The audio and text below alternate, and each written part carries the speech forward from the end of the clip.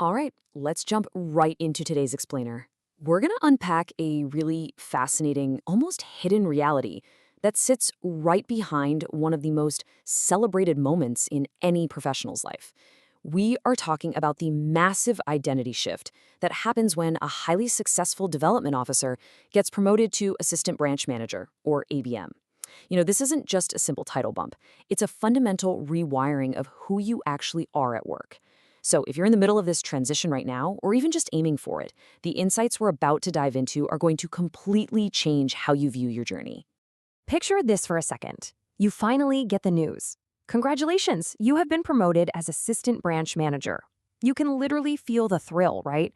I mean, everyone's shaking your hand, your family is just absolutely beaming with pride, and your colleagues are suddenly looking at you with this whole new level of respect.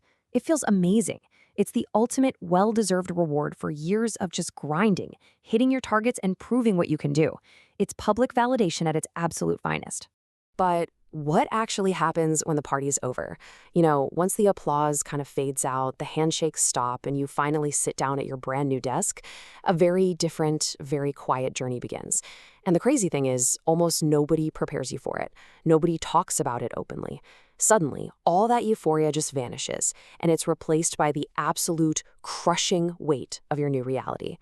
So let's really break down this stark contrast because it's huge. Think about the comforting world you built as a DO versus the jarring shock of starting from absolute zero as an ABM. As a DO, you built your own little empire, right? You had your agents, your relationships, your personal working style, and this incredible sense of freedom. You knew your people, they knew you. You could wake up and decide exactly how to attack the day. But the new you, the ABM, boom. You step into this inherited ecosystem where you essentially have zero established relationships and you're instantly boxed in by a rigid organizational framework. It is literally a day and night difference. Suddenly, you're looking at this massive, tangled web of relationships that you somehow have to figure out. You aren't just dealing with your hand-picked squad of agents anymore. Nope. Now you're working with other development officers, this huge pool of agents, the Bimasahi, the entire branch staff, senior colleagues, and all the customers. And here's the real kicker. You didn't choose these folks. You inherited them. So now you have to build trust and rapport completely from scratch across this entire complicated network. And look, we absolutely cannot gloss over the hidden toll this takes on your personal life. People underestimate this all the time. Your name might be the only one on that appointment order, but your entire family is taking this ride with you. A new branch usually means packing up and moving to a new town.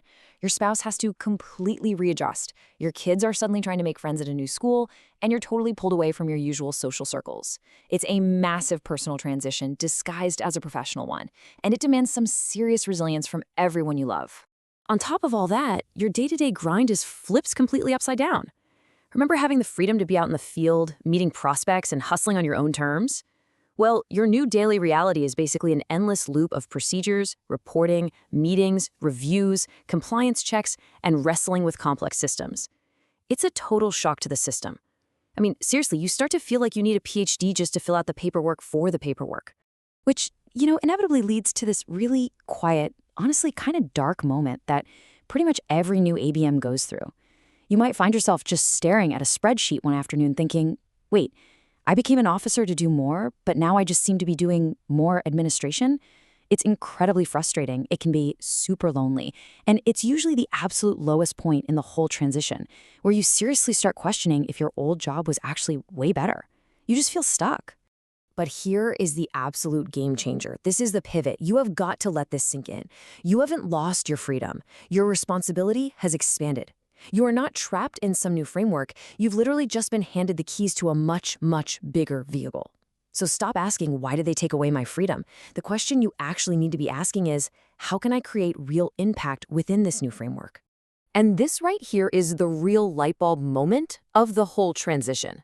Your job has fundamentally evolved. You're no longer just the doer, you are the enabler.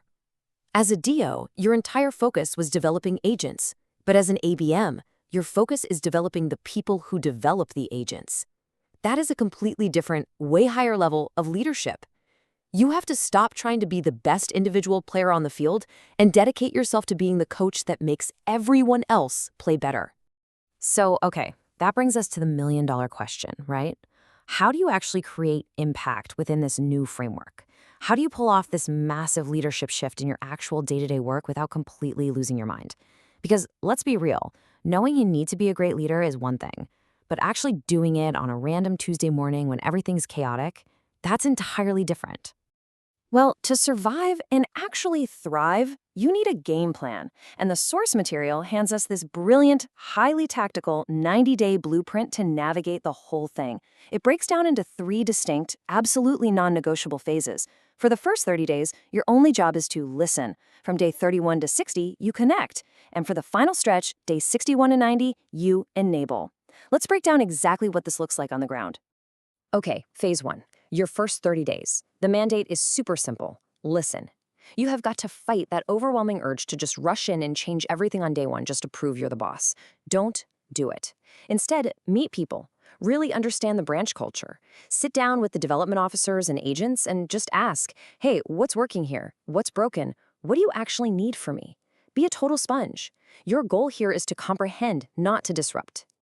Once you've got a read on the landscape, moving into month 2, days 31 to 60, is all about connection.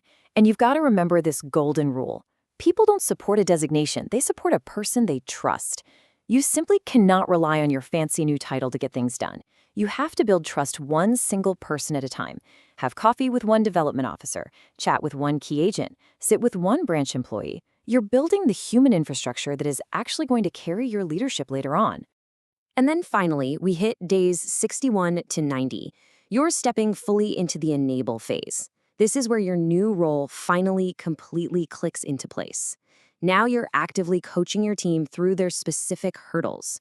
You're getting in the trenches, helping your DOs with recruitment and activation. You're supporting their prospecting and customer acquisition. When you start knocking down these obstacles for them and providing that high-level strategic guidance, that is when you are truly leading. And when you stick to this 90-day plan, something amazing happens. Your whole definition of a win completely transforms. Think about it. In the past, success for a DO was just, boom, I hit my target. It was highly personal. But ABM success? It sounds totally different. It sounds like my development officer absolutely crushed their target, or my team is operating with so much more confidence now. The spotlight, it's not on you anymore. It is totally on them. And eventually, all those little localized wins snowball into this massive, profound realization. This entire branch became stronger just because I was here. That is such a deeper, more meaningful type of success. It proves that you didn't lose your old identity at all. You basically supercharged it into something way bigger. You went from being an individual rock star to being the actual architect of a winning organization. Now, as you're navigating all of this, please give yourself a break. Be patient. A title changes overnight, for sure, but becoming a true leader, that takes time to evolve. Transitioning from just doing things to actually developing people, from focusing on personal sales to building organizational influence, it is a messy, uncomfortable learning curve. It's a journey, not a switch you just flip. So give yourself the grace to really learn the ropes of this new world. So, as we wrap up this explainer today, I want you to make a promise. Stop focusing on what you left behind when you became an ABM. Instead, I want to leave you with a brand new mission statement for your career. Every morning, just ask yourself, how many people can I help grow today because I'm the ABM? Let that be your true measure of success moving forward. Thanks so much for joining me, and I challenge you to step into that larger framework today.